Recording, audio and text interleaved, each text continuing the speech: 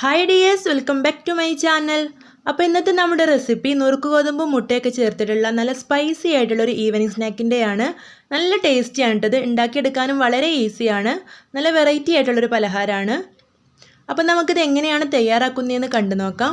അതിനു മുമ്പായിട്ട് എൻ്റെ ഈ ഒരു ചാനൽ ആദ്യമായിട്ട് കാണുന്നവരുണ്ടെങ്കിൽ ഒന്ന് സബ്സ്ക്രൈബ് ചെയ്തിട്ട് സപ്പോർട്ട് ചെയ്യണം കേട്ടോ. സബ്സ്ക്രൈബ് ചെയ്യുമ്പോൾ തൊട്ടടുത്ത് കാണുന്ന ആ ഒരു ബെല്ലൈക്കണും കൂടെ ഒന്ന് മറക്കാതെ പ്രസ് ചെയ്യണം കേട്ടോ. ഇനി നമുക്ക് വീഡിയോ കണ്ടു നോക്കാം. ഈ ഒരു സ്നാക്കിന് വേണ്ടി ആദ്യം തന്നെ നമുക്കൊരു ഫില്ലിങ് തയ്യാറാക്കിയെടുക്കണം. അതിന് വേണ്ടി ഞാനിവിടെ ഗ്യാസ് സ്റ്റോപ്പിൽ ഒരു പാൻ വെച്ച് കൊടുത്തിട്ടുണ്ട്. പാൻ ഒന്ന് ചൂടായി കഴിയുമ്പോൾ ഇതിലേക്ക് 1 ടേബിൾ സ്പൂൺ വെളിച്ചെണ്ണയാണ് ചേർത്ത് കൊടുക്കുന്നത്. ഇപ്പോൾ ഇവിടെ വെളിച്ചെണ്ണ നന്നായിട്ട് ചൂടായി വന്നിട്ടുണ്ട്. ഇതിലേക്ക് സവോളയും പച്ചമുളകും കറിവേപ്പിലയും ചേർത്ത് കൊടുക്കുന്നുണ്ട്. അപ്പോൾ 2 സവോള ഇതുപോലെ നീളത്തിൽ കട്ട് ചെയ്തെടുത്താണ് കേട്ടോ. ഒരു പച്ചമുളക് വട്ടത്തിൽ ചെറുതായി കട്ട് ചെയ്തിട്ട് അതും കൂടെ ചേർത്ത് കൊടുത്തിട്ടുണ്ട്.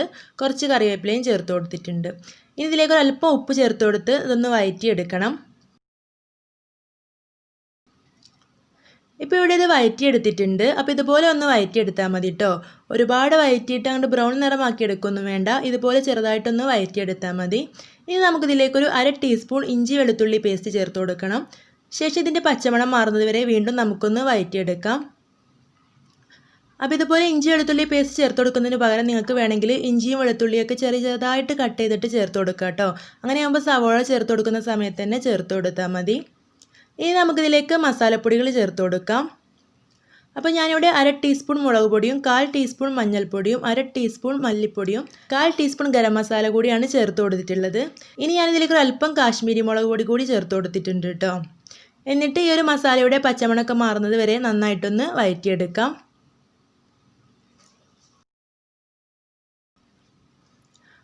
ഇനി നമുക്കിതിലേക്ക് ചേർത്ത് കൊടുക്കേണ്ടത് തക്കാളിയാണ്. അപ്പോൾ ഞാനിവിടെ ചെറിയൊരു തക്കാളി ഇതുപോലെ കട്ട് ചെയ്തൊന്ന് ചേർത്ത് കൊടുത്തിട്ടുണ്ട്. അതിന് കൂടെ തന്നെ ആവശ്യത്തിനുള്ള ഉപ്പും കൂടെ ചേർത്ത് കൊടുക്കണം. അപ്പോൾ നമ്മൾ ആദ്യം സവോളയിലേക്ക് കുറച്ച് ചേർത്ത് കൊടുത്തിരുന്നു. അപ്പോൾ അതിനനുസരിച്ച് കുറച്ചും കൂടെ ചേർത്ത് കൊടുത്താൽ മതി. ഇനി നന്നായിട്ടൊന്ന് വഴറ്റിയെടുക്കാം. അപ്പോൾ ഈ ഒരു തക്കാളിയും നല്ലപോലെ വഴറ്റി സോഫ്റ്റ് ആക്കി എടുത്തിട്ടുണ്ട്. അപ്പോൾ നമ്മുടെ ഫില്ലിംഗ് ഇവിടെ റെഡി ആയിട്ടുണ്ട്. ഇനി നമുക്ക് ഫ്ലെയിം ഓഫ് ചെയ്യാം. ഇനി നമുക്ക് വേണ്ടത് നുറുക്ക് ഗോതമ്പാണ്. അപ്പോൾ ഞാനിവിടെ 1 കപ്പ് നുറുക്ക് ഗോതമ്പ് 4-5 മണിക്കൂർ വെള്ളത്തിൽ കുതിർത്തെടുത്തതാണ്. അപ്പോൾ നമ്മൾ ഈവനിങ് സ്നാക്ക് തയ്യാറാക്കാൻ വേണ്ടിയാകുമ്പോൾ രാവിലെ തന്നെ നുറുക്ക് ഗോതമ്പ് വെള്ളത്തിലിട്ട് കുതിർത്ത് വെക്കണം കേട്ടോ. അപ്പോഴാണ് നന്നായിട്ട് അരച്ചെടുക്കാൻ പറ്റുള്ളൂ. നമ്മളിത് അരച്ചെടുത്തിട്ടാണ് തയ്യാറാക്കിയെടുക്കുന്നത്.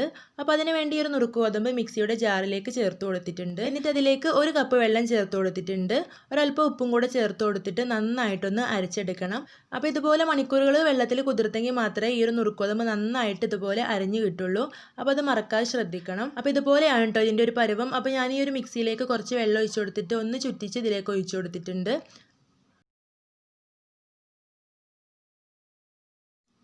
ഇനി നമുക്ക് ഗ്യാസ് സ്റ്റോപ്പിൽ പാൻ വെച്ച് കൊടുത്തിട്ട് ചൂടായ ശേഷം ഇതിലേക്ക് മാവ് ഒഴിച്ചിട്ട് ഓരോ അപ്പമായിട്ട് ചുട്ടെടുക്കണം.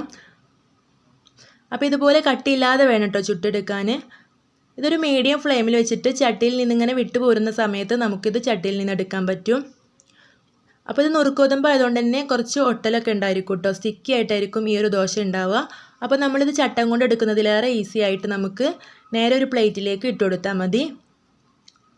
അപ്പോൾ ഇതുപോലെ ഞാനിവിടെ 2 തയ്യാറാക്കി എടുത്തിട്ടുണ്ട്.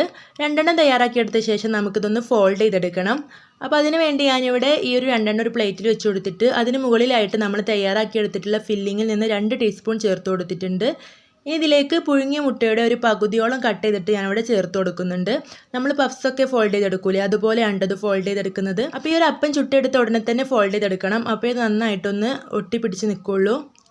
അപ്പോൾ ഇതുപോലെ 4 വശവും മടക്കി കൊടുത്തിട്ട് പഫ്സിൻ്റെ പോലെ ആക്കിയെടുത്താൽ മതി. നന്നായിട്ടൊന്ന് പ്രസ് ചെയ്ത് കൊടുക്കുക. ഇനി നമുക്ക് ബാക്കിയുള്ള അപ്പവും ഇതുപോലെ തന്നെ ചുട്ടെടുത്തിട്ട് ഇതുപോലെ ഫോൾഡ് ചെയ്തെടുക്കണം. അപ്പോൾ 2 വീതം ആകുമ്പോൾ നമുക്ക് ഫോൾഡ് ചെയ്തെടുക്കണം കേട്ടോ. അത് മറന്നു പോകരുത്. അങ്ങനെയാണെങ്കിൽ പിന്നീട് അത് ഒട്ടാൻ സാധ്യത ഉണ്ടാവില്ല. ഇവിടെ വീണ്ടും 2 അപ്പം ചുട്ടെടുത്തിട്ടുണ്ട്. ഇനി ഞാൻ ഇതും കൂടെ ഒന്ന് ഫോൾഡ് ചെയ്ത് കാണിച്ചു തരാം. അപ്പോൾ നിങ്ങൾ കുറച്ച് കട്ടിയുള്ള മാവ് കൊണ്ട് അപ്പം ചുട്ടെടുക്കുകയാണെങ്കിൽ ഓരോ അപ്പം വെച്ചിട്ട് തന്നെ ഇതുപോലെ ഫോൾഡ് ചെയ്തെടുക്കാം. അപ്പോൾ ഇതുപോലെ 2 ആകുമ്പോൾ നമുക്ക് പഫ്സിൻ്റെ ഒക്കെ പോലെ ഒരു ലെയർ പോലെ കിട്ടാനാണ് കേട്ടോ 2 ആകുമ്പോൾ ഫോൾഡ് ചെയ്ത് കൊടുക്കുന്നത്. ഇങ്ങനെ 2 വെച്ച് ഫോൾഡ് ചെയ്തെടുക്കുമ്പോൾ ഇതുപോലെ കട്ടിയില്ലാത്ത അപ്പം തന്നെ ചുട്ടെടുക്കണം കേട്ടോ. അപ്പോഴാണ് ടേസ്റ്റ് ഉണ്ടാവുള്ളൂ. അപ്പോൾ ഞാനിവിടെ ഇത് വെച്ചിട്ട് 4 തയ്യാറാക്കി എടുത്തിട്ടുണ്ട്. ഇനി നമുക്കൊരു ബൗളിലേക്ക് 2 സ്പൂൺ മൈദപ്പൊടി ചേർത്ത് കൊടുത്തിട്ട് കുറച്ച് വെള്ളം ചേർത്തിട്ട് ഇതൊരു ലൂസ് മാവാക്കി എടുക്കണം. ഇതിന് പകരം വേണമെങ്കിൽ നിങ്ങൾക്ക് മുട്ട ഉപയോഗിക്കാം, അല്ലെങ്കിൽ കോൺഫ്ലവർ ഇതുപോലെ വെള്ളം ഒഴിച്ച് കലക്കിയിട്ട് അതും വേണമെങ്കിൽ ഉപയോഗിക്കാം കേട്ടോ.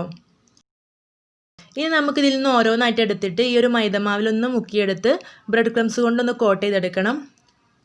അപ്പോൾ ഇതിൻ്റെ ആവശ്യമില്ല, അല്ലാതെ തന്നെ നമുക്ക് പൊരിച്ചെടുക്കാം. പക്ഷേ ഇതുപോലെ ബ്രെഡ് ക്രംസ് ഒക്കെ പൊതിഞ്ഞെടുക്കുമ്പോൾ നല്ല ക്രിസ്പി ആയിട്ട് കിട്ടും കേട്ടോ ഇതിൻ്റെ പുറം ഭാഗമൊക്കെ. അതിന് വേണ്ടിയിട്ടാണ് ഇങ്ങനെ ചെയ്യുന്നത്. അപ്പോൾ നമുക്കിനി ഇതിൽ ഓരോന്നും ഇതുപോലെ തന്നെ മൈദമാവിലൊന്ന് മുക്കിയെടുത്തിട്ട് ബ്രെഡ് ക്രംസ് കൊണ്ട് കോട്ട് ചെയ്തെടുക്കാം. അപ്പോൾ നല്ലപോലെ കോട്ട് ചെയ്തെടുക്കാം കേട്ടോ, അപ്പോൾ നല്ല ക്രിസ്പി ആയിട്ട് കിട്ടുള്ളൂ. ഇപ്പോൾ ഇവിടെ ഞാനിത് 4 ഇതുപോലെ തയ്യാറാക്കി എടുത്തിട്ടുണ്ട്. ഇനി നമുക്കിത് ചൂടായ ഓയിലിലേക്ക് ഇട്ട് കൊടുത്തിട്ട് ഹൈ ഫ്ലെയിമിൽ വെച്ചിട്ട് 2 ഭാഗം ഒന്ന് മൊരിയിപ്പിച്ചെടുക്കാം. അപ്പോൾ ഇത് ഒരുപാട് വേവാനൊന്നുമില്ല, ഇതിൻ്റെ 2 വശവും നല്ല പോലെ ഒന്ന് മൊരിയിപ്പിച്ചെടുത്താൽ മതി. അപ്പോൾ നമുക്ക് മൈദപ്പൊടിയൊക്കെ വെച്ചിട്ട് ഇതുപോലെ പഫ്സ് തയ്യാറാക്കി എടുക്കാറുണ്ടല്ലോ, അപ്പോൾ അതുപോലെ ഞാൻ നുറുക്കോതമ്പ് വെച്ച് തയ്യാറാക്കി നോക്കിയതാണ്. അപ്പോൾ നല്ല ടേസ്റ്റ് ഉണ്ട് കേട്ടോ, അപ്പോൾ എല്ലാവരും ട്രൈ ചെയ്ത് നോക്കണം. നമുക്ക് നുറുക്കോതമ്പ് കൊണ്ട് ഇങ്ങനെ വെറൈറ്റി ആയിട്ടൊക്കെ തയ്യാറാക്കുകയാണെങ്കിൽ കുട്ടികളൊക്കെ നല്ല ഇഷ്ടത്തോടെ തന്നെ കഴിച്ചോളും. ഇപ്പോൾ ഇതിവിടെ തിരിച്ചു മറിച്ചൊക്കെ ഇട്ട് കൊടുത്തിട്ട് 2 ഭാഗവും ഫ്രൈ ചെയ്തെടുത്തിട്ടുണ്ട്. ഇനി നമുക്കിത് എണ്ണയിൽ നിന്ന് കോരി മാറ്റാം. ഇതുപോലെ നമുക്ക് ബാക്കിയുള്ളതും കൂടെ ഫ്രൈ ചെയ്തെടുക്കണം കേട്ടോ. അപ്പോൾ നമ്മുടെ അടിപൊളി സ്നാക്ക് ഇവിടെ റെഡി ആയിട്ടുണ്ട്. എല്ലാവരും ഇത് ട്രൈ ചെയ്ത് നോക്കിയിട്ട് നിങ്ങളുടെ അഭിപ്രായം എല്ലാം കമൻറ്റായിട്ട് അറിയിക്കണം. ഈ വീഡിയോ നിങ്ങൾക്ക് ഇഷ്ടമായിട്ടുണ്ടെങ്കിൽ ലൈക്ക് ചെയ്യാനും ചാനൽ സബ്സ്ക്രൈബ് ചെയ്യാനും മറക്കരുത് കേട്ടോ. ഈ വീഡിയോയെ കുറിച്ചിട്ടുള്ള നിങ്ങളുടെ അഭിപ്രായം കമൻറ്റായിട്ട് അറിയിക്കണേ. ഇനിയും ഇതുപോലുള്ള നല്ല നല്ല വീഡിയോസായിട്ട് വീണ്ടും കാണാം. താങ്ക്